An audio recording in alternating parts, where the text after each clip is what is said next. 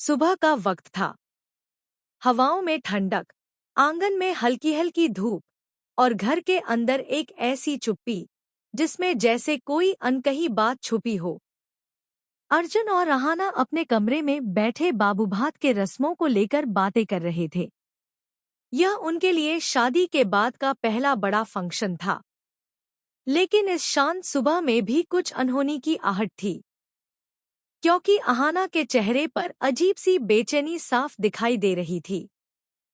उसकी आंखें कुछ छुपा रही थी, कुछ कहना चाहती थी, लेकिन शायद खुद भी नहीं जानती थी कि क्या। अर्जुन ने उसे गौर से देखा और तुरंत उसकी तरफ बढ़ा। अहाना, सब ठीक तो है? आज तुम बहुत चुप हो, उसने बेहद नरमी से पूछा। अहाना ने जबरदस्ती मुस्कुराते हुए जवाब दिया, नहीं अर्जुन, बस थोड़ी थकान है, शादी का स्ट्रेस। और हाँ, कल रिजल्ट भी आना है, शायद इसलिए। उसकी आवाज में कांप थी और अर्जुन यह अच्छी तरह महसूस कर सकता था। अर्जुन ने उसे पास खींच लिया और भरोसा दिलाते हुए बोला, टेंशन मत लो, तुम बनेगी, जरूर बनेगी आईएएस। मुझे तुम पर यकीन है। लेकिन दोनों को यह नहीं पता था कि उनके कमरे के बाहर दरवाजे के पीछे पॉल्टू खड़ा था और उनकी बातों को ध्यान से सुन रहा था।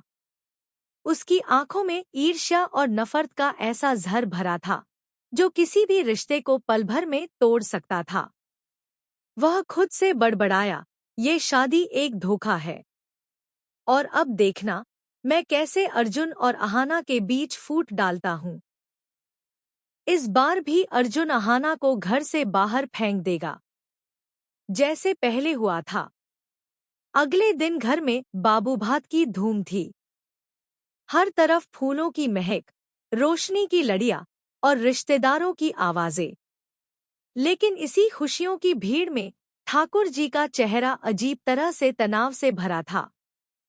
वो बार बार अहाना को घूरती और फिर नाखुशी से मुंह मोड़ लेती। चाची जी और काका बाबू अपनी आदत के मुताबिक ताने मारने में व्यस्त थे।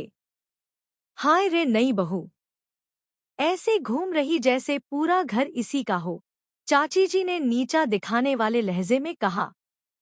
काका बाबू भी पीछे नहीं रहे, और सुना है आज आईएएस का रिजल्ट आ रहा है। अगर पास हो गई तो हमारा क्या होगा? दुर्गा देवी ने हल्की मुस्कुराहट के साथ जवाब दिया, कुछ नहीं होगा, उल्टा घर का भविष्य और भी उज्जवल होगा।